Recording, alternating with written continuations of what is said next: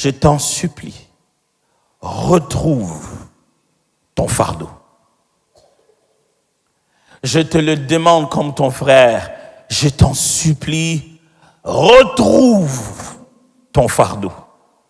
Lorsque je parle de fardeau ici, je ne parle pas d'un poids de culpabilité ou de douleur qu'on traîne avec soi-même par-ci par-là. Je ne parle pas des problèmes, des choses qui nous font pleurer en mal. Ce n'est pas de ce fardeau-là que je parle. Lisons Jean chapitre 2, versets 13 à 17. Jean 2, 13 à 17. Je vais les lire dans la version Parole vivante.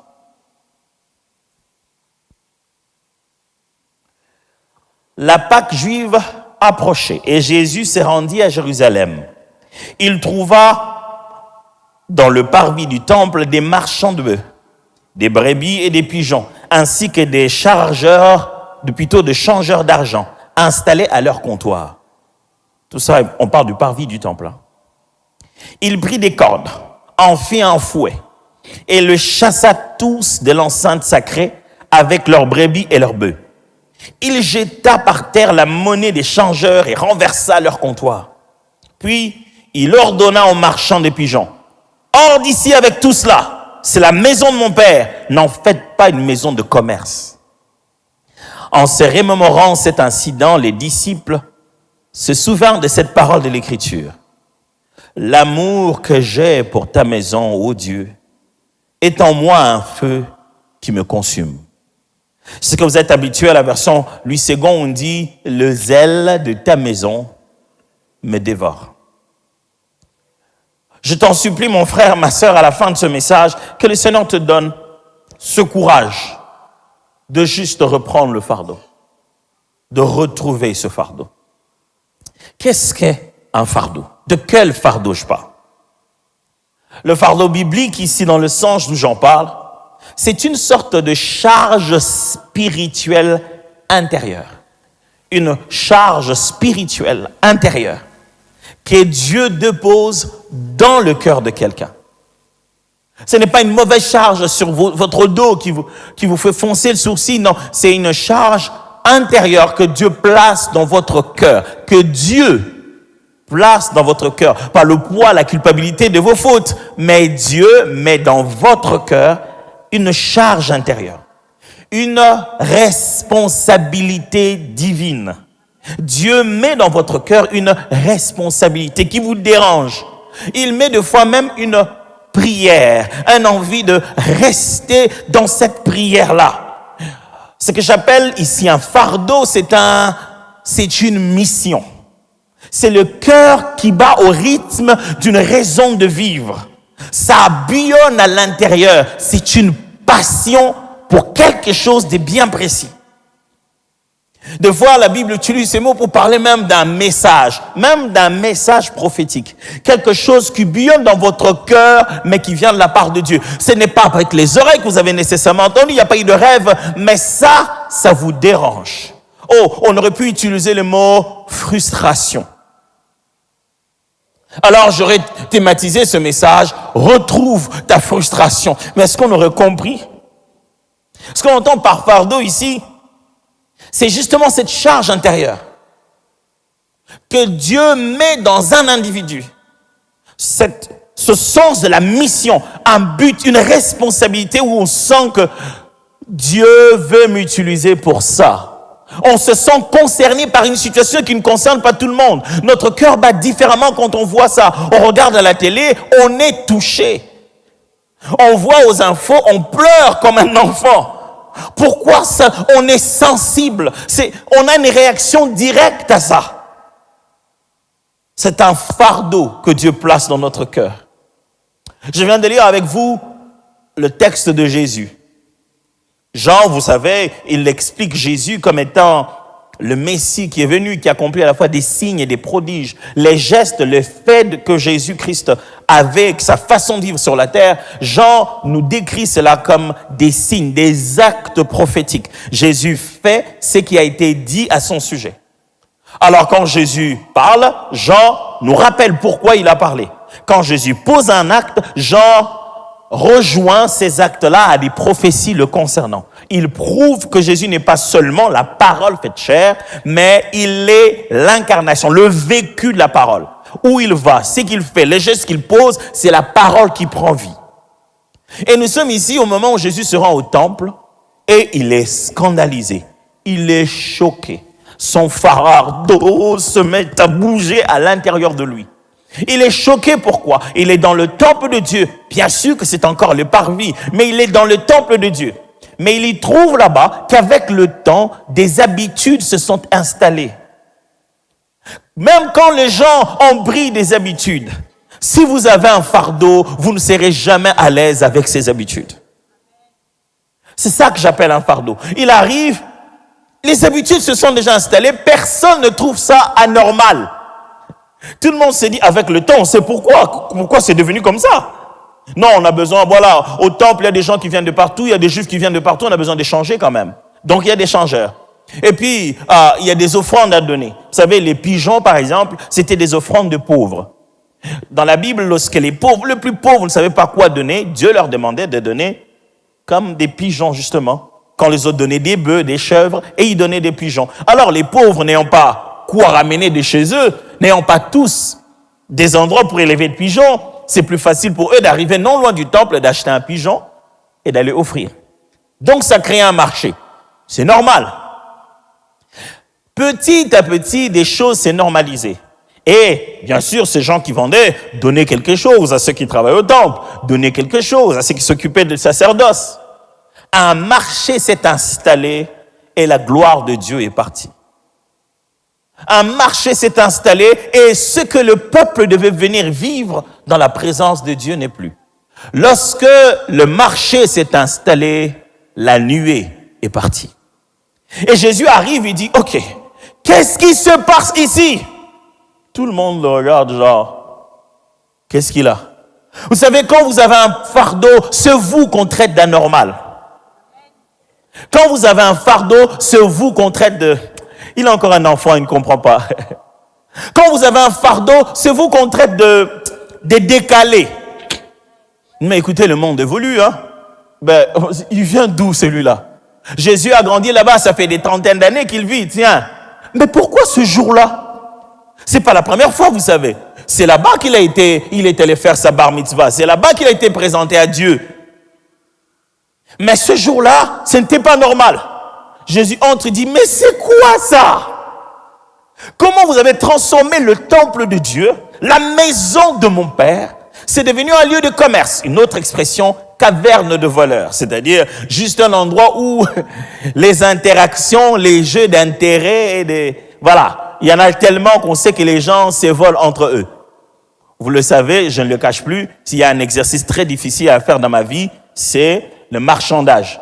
Donc moi, je viens de chez moi avec une idée du prix. Je connais combien ça coûte, mais je monte pour que quand toi tu arrives, on fasse un exercice psychologique. Si toi, tu peux réussir à faire baisser ça jusqu'au prix normal. Il n'y a pas eu ça comme cours à l'école, donc je ne connais pas comment on fait ça. Donc si tu me donnes le prix, moi je te donne l'argent. Si je n'en ai pas, je demande si tu peux accepter ce que j'ai.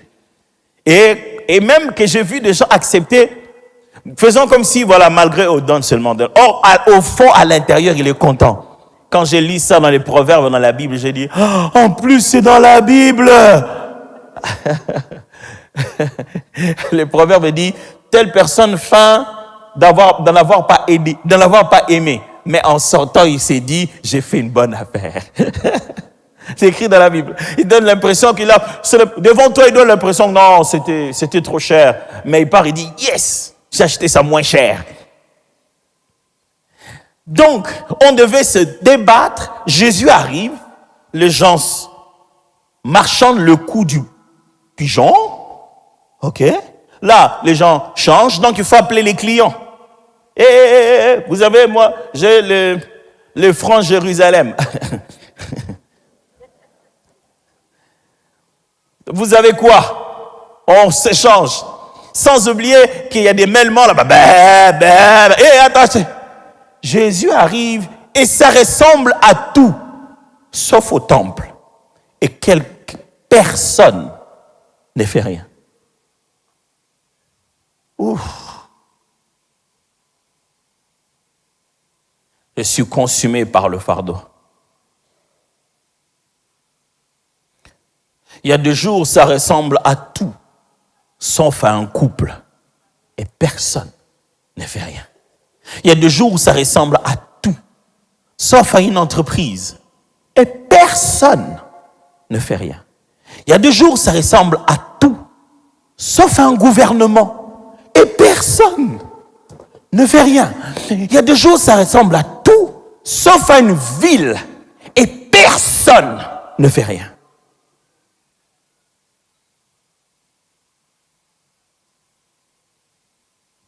Là où personne n'a le fardeau, chacun a trouvé son intérêt. Et toutes les langues se sont tues. C'est devenu normal. J'ai une question pour vous ce matin. Quel est en réalité votre fardeau?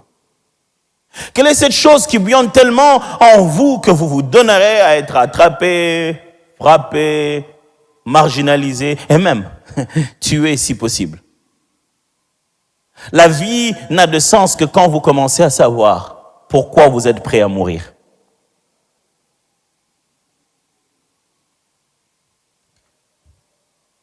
Dans la Bible, vous trouverez cette expression, le sens du mot fardeau. Vous verrez pas certainement le mot français fardeau, mais par exemple, quelquefois vous avez des moments, des apparitions dans la Bible où vous entendez le mot oracle, par exemple. Souvenez-vous, Ésaïe chapitre 13, verset 1. La Bible dit, oracle sur Babylone, révélé à Ésaïe, fils d'Amo.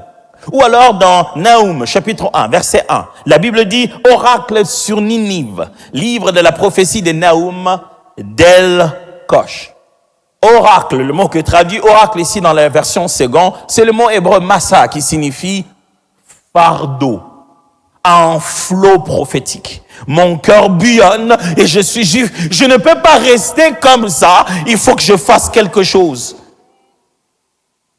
Entrez dans la maison de quelqu'un qui n'a pas le fardeau de la propreté. Vous regardez, et aucun fardeau de sa propre maison. Elle entre, elle sort, les couches des enfants sont sur la télé, vous entrez, ça pue de partout. Pourquoi personne ne sent ça? Quand il n'y a plus de fardeau, les gens perdent même la sensibilité de leur nez. Personne ne sent que ça.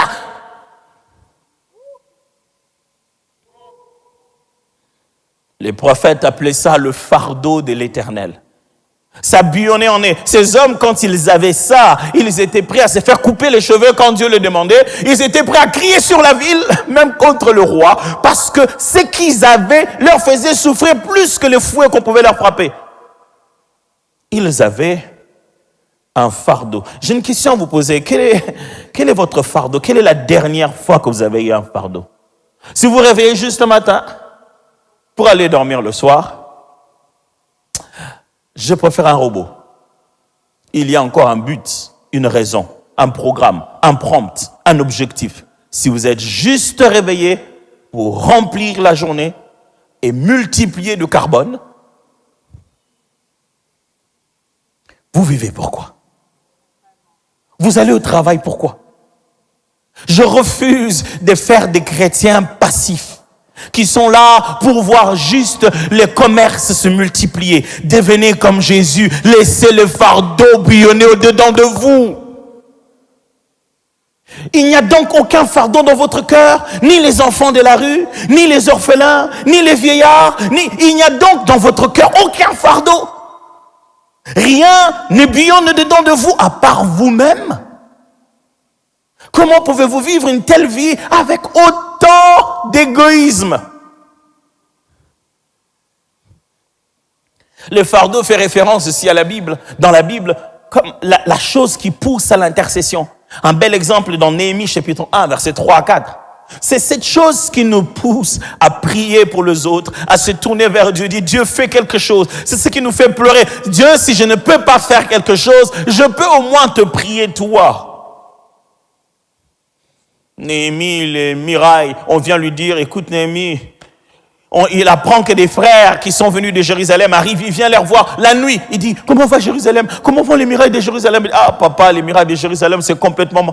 La Bible dit que ça a tellement bouleversé son cœur qu'il est allé jeûner. Quelle est la dernière fois que vous avez jeûné pour quelque chose qui ne vous concerne pas? Quand on entre dans nos assemblées, on voit le moment d'intercession. Ouh, ça pue de l'égoïsme. C'est rempli de nous. Nous avons un grand fardeau pour notre véhicule. Nous avons un grand fardeau pour notre bonne santé. On pleurerait pour avoir la prochaine promotion.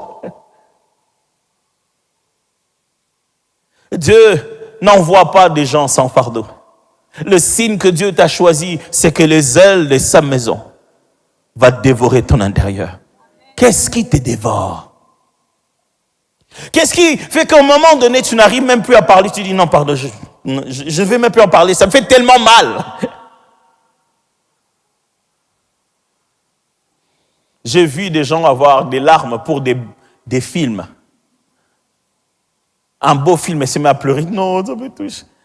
Moi, je regarde tout ça, j'ai dit, si vous devez pleurer pour un film de Bollywood, vous allez pleurer longtemps parce que le ralenti, là, le slow motion, là, fait d'abord,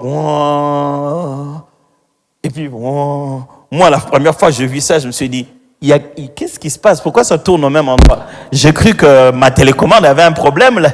Pourquoi on montre cette femme dans toutes les directions? Et on écoute la voix de ses pensées pendant qu'elle a la bouche fermée.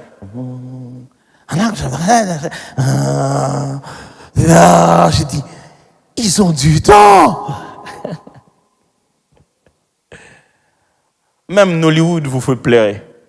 Je dis, oh, vraiment, moi, des situations comme ça, je n'arrive pas. Quand vous scrollez sur TikTok, il y a des choses qui vous font pleurer. Mais quand vous sortez de votre chambre, vous êtes insensible. Le fardeau dans la Bible, c'est une mission que Dieu t'a confiée. C'est une frustration intérieure permanente que Dieu ne place en toi que parce qu'il veut que tu poursuives la raison de ton existence. C'est la mission à l'intérieur. C'est pour ça que Dieu t'a fait exister. Guys, I might be wrong, but it seems like my timing is over. What? Really? I didn't even start preaching. But it was 49 minutes. Yeah. Come on, guys. Mon temps a disparu comme ça.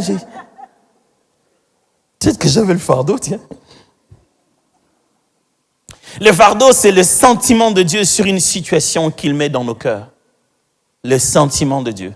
Comment Dieu sent ça? Le fardeau, c'est la raison de vie qui dépasse l'égoïsme naturel de l'homme. C'est vivre pour une raison plus noble que soi-même. Qu'est-ce qui vous fait pleurer la nuit? Qu'est-ce qui vous coûte votre argent?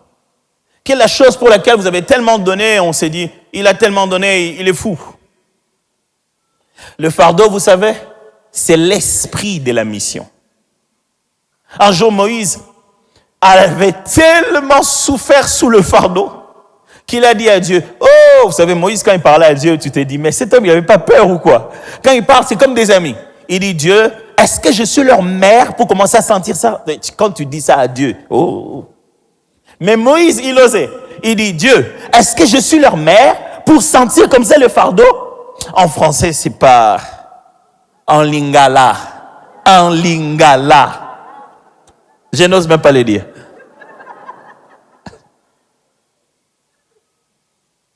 Il dit, pourquoi je me sens comme ça? Est-ce que ce sont mes enfants? Pourquoi je sens ça? Dieu, pourquoi ça brûle comme ça dans mon cœur? Non, ça ne devrait pas. Dieu dit, c'est pas grave. Tu sais, rassemble tous les vieux, tous les sages, ceux qui travaillent avec toi. Mets-les dans la tente d'assignation et je prendrai le fardeau qui est sur toi. Je rependrai cela comme un esprit sur chacun d'eux. Quand le fardeau qui bouillonnait dans Moïse est parti sur chacun, ils se sont mis à prophétiser. Le fardeau ne fait pas que te déranger, il te donne des compétences. Ce qui bouillant dans ton cœur, c'est l'argent que Dieu va te donner pour résoudre ce problème-là. Le fardeau, c'est l'esprit de la mission. Si tu perds le fardeau, tu perds la provision. C'est l'énergie qui nous fait vivre chaque matin. Tu te dis, mais lui, il n'est pas fatigué. Je vous assure, si je devais dormir, Je pense que je dormais peut-être pendant 2 ou 3 semaines. Mais chaque matin, quelque chose me fait réveiller. Chaque matin, quand je pense au visage de nos jeunes, ça me fait réveiller. Chaque matin, quand je regarde l'état de nos routes, ça me fait réveiller. Comme un cauchemar. Il faut faire quelque chose. Chaque matin, quand je pense aux jeunes qui sont employés dans mon entreprise, combien ils croient et ils espèrent un lendemain à mes côtés, je me réveille.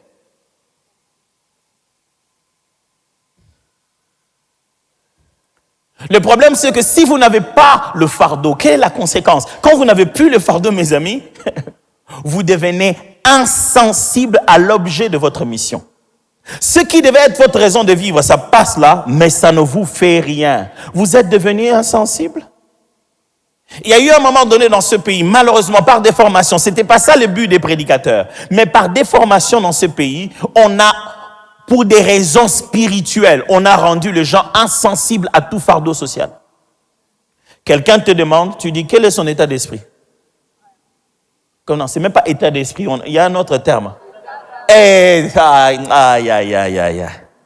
État d'âme. Tu lui donnes comme ça, il va aller te bloquer. Bloquer, c'est un truc que le diable a inventé un peu plus tard, hein, alors. Hein? Parce que... Ok. Plus vous voyez les gens insensibles, plus il n'y a plus de fardeau.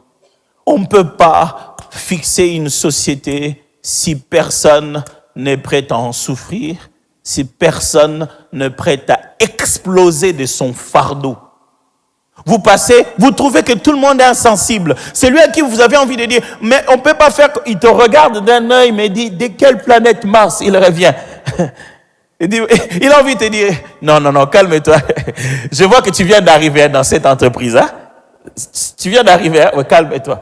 Dis, je crois que c'est la première fois que tu vois des enfants de l'arrière. Calme-toi. Ils sont comme ça va passer. Quand on n'a plus de fardeau, on est insensible. On est insensible avec son argent, insensible avec sa voiture, insensible avec ses habits. Tout ce que nous avons, on considère qu'on en a peu. On devait en avoir beaucoup avant de faire quoi que ce soit autour de soi-même. Ça, ce n'est pas la Bible. Jésus enseigne, il dit, quand tu n'en as que deux seulement, donne un à quelqu'un d'autre. Pourquoi tu es devenu insensible?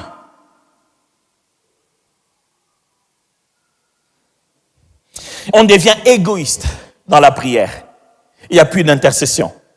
Dieu, je veux te voir dans ma vie. Seigneur, je veux te voir dans ma vie.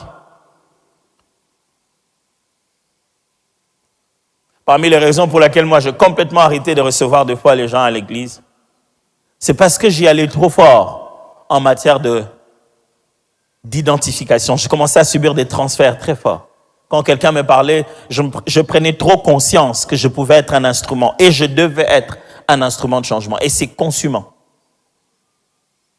Le fardeau. Si on n'en a plus, on perd des raisons de vivre. On abandonne la mission divine au profit de ses intérêts. On ne sait plus pourquoi Dieu m'a appelé sur terre. On pense que Dieu m'a juste appelé sur terre pour que j'atteigne mes objectifs. Vous voulez l'argent? Voilà. Vous voulez une maison? Voilà. Vous voulez la gloire? Voilà. Combien de nombre de likes vous voulez par jour? Voilà. Vous voulez devenir une matière sur Internet? Voilà. Vous voulez qu'on fasse monter en miniature sur Internet? Voilà. Quand vous aurez eu tout ça, vous croyez quoi?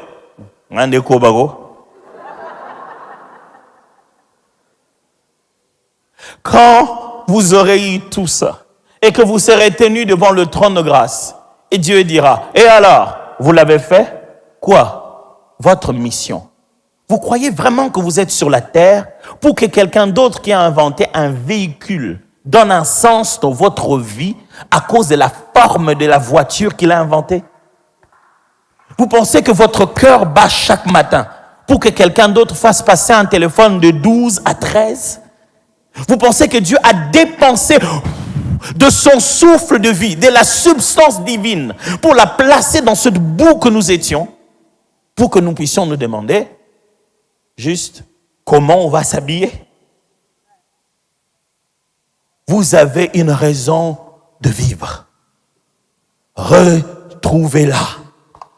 Au début, elle va vous appauvrir, elle va vous consumer d'énergie, consumer de l'argent, consumer du temps, consumer des études, elle va vous faire mal. Mais après, elle vous glorifiera, elle sera votre couronne sur la tête. Les gens parleront de vos exploits. Mes amis, si nous sommes aussi insensibles, il n'y a donc plus d'avenir.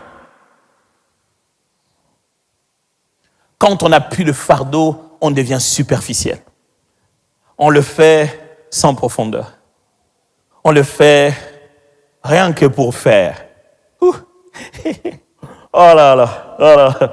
Oh, j'ai vu de la superficialité.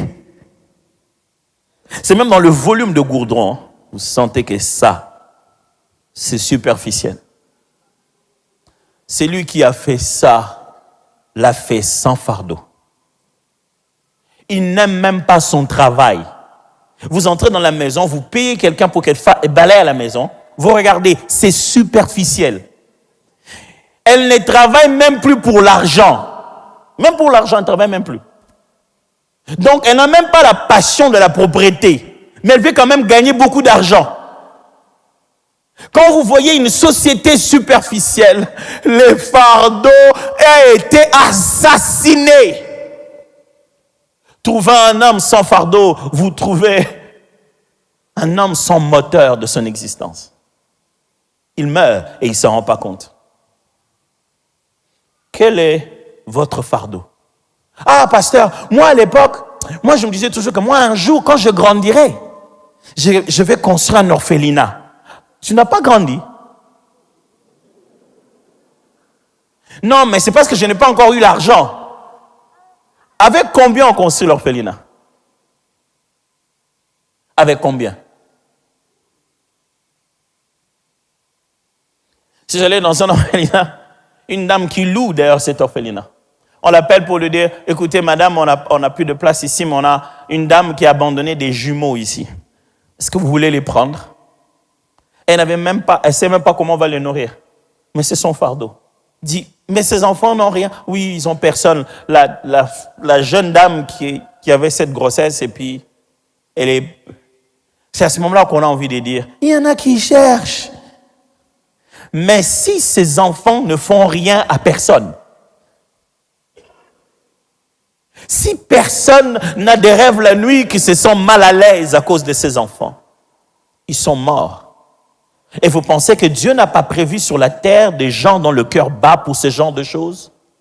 Si votre cœur n'a que pour fardeau les cabellos, vous êtes dans un mauvais continent.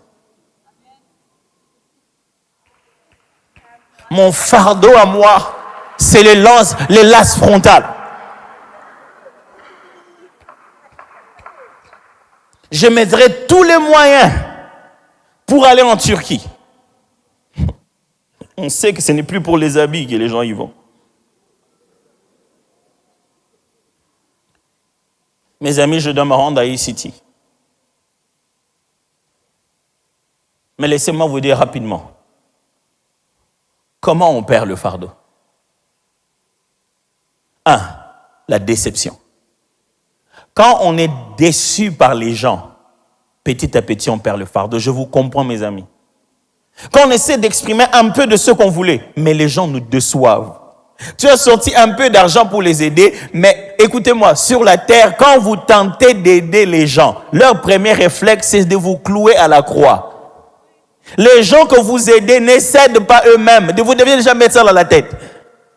Pasteur, je ne comprends pas, mais ces jeunes-là, je leur ai donné quelque chose. Ils auraient pu commencer, ils ont pris ça, ils ont fumé le chanvre avec. Mais vous ne devez pas abandonner pour ça. Sachez-le bien que le monde n'est qu'une déception. 2. L'ingratitude. Quand les gens ne savent pas dire merci comme il se doit, ne comprennent pas l'effort que vous avez fourni, ça fait perdre le fardeau. Vous avez tout fait. vous savez, nous sommes dans un monde où quand vous tentez d'être différent, les gens vous remercient. J'aime l'expression française, c'est vraiment, tu sens qu'il y a du murmure à l'intérieur. C'est typique de la langue française. Sans qu'on a murmuré. On a dit qu'il va te répondre, il va te payer par monnaie de singe. Je sais pas pourquoi quelqu'un s'est fâché pour imaginer une monnaie de singe. Comme expression d'ingratitude. Les singes ont une monnaie. Donc ils ont la banque. En fait, tu es en train de l'insulter. Tu es en train de dire que celui qui est ingrat, c'est comme un singe qui a fait sa propre monnaie. Les gens sont ingrats. Et au Congo, on est parmi les pays les plus développés en ingratitude. Ça fait partie de nos compétences fondamentales. Si vous suivez ça, vous ne ferez rien. 3. Les mauvaises compagnies. Ce n'est pas moi qui le dis, hein. C'est Paul qui le dit dans 1 Corinthiens 15-13. Je ne lis même plus le texte parce que je n'ai plus le temps. Quand vous restez à côté des gens qui ont perdu leur fardeau, qui n'ont que comme conversation des choses qui ne bouillonnent plus en vous, vous tuez votre fardeau. Écoutez-moi, dans nos sociétés, il y a des gens qui ont l'art de vous initier à l'insensibilité. Vous faire sentir que, ça c'est quoi? Ça c'est rien, mon cher. Là. Tu sais, il t'explique combien tu devais être comme eux. Non, la société humaine, c'est là où l'homme on l'a coupé le bras, il cache le bras, il dit va à ton tour. Les gens aiment qu'on devienne tous pareils, même quand eux ils sont pourris. Personne ne va te dire, tu sais, moi avant j'étais bon comme ça, mais je prie vraiment redevenir comme ça. Non, il va te dire, tu sais, moi j'étais comme toi avant. Ça veut dire que eux, ils sont la meilleure version de nous, pendant que eux ils sont pourris. Je ne veux pas pourrir moi, j'ai pas envie de pourrir. 4, la distraction. Et ça, il y en a à gogo. Dans notre pays, regardez l'Internet et vous perdez votre fardeau. Scrollez sur TikTok et vous n'avez plus de cœur. Regardez les informations à la télé, regardez les émissions et votre cœur est bousillé. Vous n'avez plus fardeau pour rien du tout. Vous ne savez plus suivre l'objet pour lequel Dieu vous a créé. Écoutez-moi, vous avez l'impression de ne pas être riche, vous priez pour la richesse. La richesse est sur le chemin de l'accomplissement de votre fardeau. C'est assis dans votre mission. Pas dans 21 jours de prière. Quand vous commencerez à mettre vos pas dans la raison pour laquelle ça bouillonne à l'intérieur de vous, c'est sur ce chemin-là que se trouve votre grandeur. Avant, vous priez pour les âmes perdues. Maintenant, vous priez pour vos chaussures perdues. Enfin, la soif de la gloire. On veut tellement être vu et connu qu'on passerait sur la tête de tout le monde pour le devenir. Les problèmes qui devaient nous déranger sont devenus des petits problèmes un peu plus bas. Si vous êtes membre de l'église, et si vous m'écoutez, d'où que vous puissiez m'écouter, que vous êtes chrétien, vous êtes enfant de Dieu, il faudra qu'à un moment vous puissiez se dire, les ailes de ta maison me dévorent. Ce n'est pas pour l'église. Non. C'est pour juste la maison de Dieu. Et vous savez c'est quoi la maison de Dieu? C'est pas l'église. Les jours il a pointé en disant, détruisez cette maison et je la rebâtirai en 3 jours. C'est toujours dans ce même livre qu'on nous explique que veut dire maison de Dieu pour Jésus. Toujours dans Jean. Ils se sont souvenus, quand il était ressuscité après 3 jours, qu'il parlait de son propre corps. La plus grande maison de Dieu, ce n'est pas ces bâtiments, c'est l'homme, dans lequel il veut bâtir sa gloire. Si l'homme autour de toi ne te fait plus rien, ouf, je n'ai pas envie de vivre à côté de toi, tu es plus dangereux que le diable. Le diable, on lui fait quelque chose, c'est pourquoi il continue à travailler. Tous les jours, il bosse parce que l'homme l'énerve. Toi, on ne t'énerve pas, on ne te fait pas du bien. Tu es qui entre nous? Tu n'as donc aucun fardeau. Il n'y a donc aucun rêve.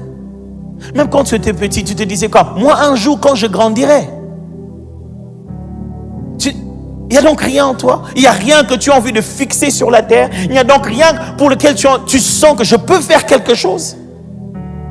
Au quartier, à la maison, dans la famille, autour de toi. Je ne parle pas de ceux qui sont en train d'habiter nécessairement chez toi. Quelque part, très loin, au village, il n'y a donc rien qui dans ton cœur te donne vraiment envie de te sentir en héros, de te sentir solution au problème. Il n'y a donc rien. Jusqu'à ce que tu aies touché tes premiers millions, alors tu pourras faire quelque chose. Jusqu'à ce que tu aies suffisamment d'argent, alors tu pourras toucher les vies des gens. Est-ce que tu as lu la Bible? Est-ce que tu as lu qu'on multiplie les morceaux de pain et non pas des pains? Est-ce que tu as lu qu'il ne faut pas en avoir des milliards pour faire du bien? Où est parti ton fardeau? Moi, vraiment, quand je passe ici, je vois je vois tout le temps les étudiants comme ça me fait mal, hein? C'est tout. Ah, c'est que ça veut dire nous tous, dans ce pays, on a tous mal. Après que ça y fait mal, ne mets pas sur YouTube, fais quelque chose. Après que c'est fait mal, ne fais pas un commentaire. Les réseaux sociaux ne sont pas un lieu où on apporte le changement dans la société. Ce qui se passe virtuellement reste virtuellement. Les enfants, enfin, toi tu parles. Les orphelins souffrent, toi tu commentes. Les routes ne sont pas bien, toi tu protestes. Quand est-ce que quelqu'un va faire quelque chose?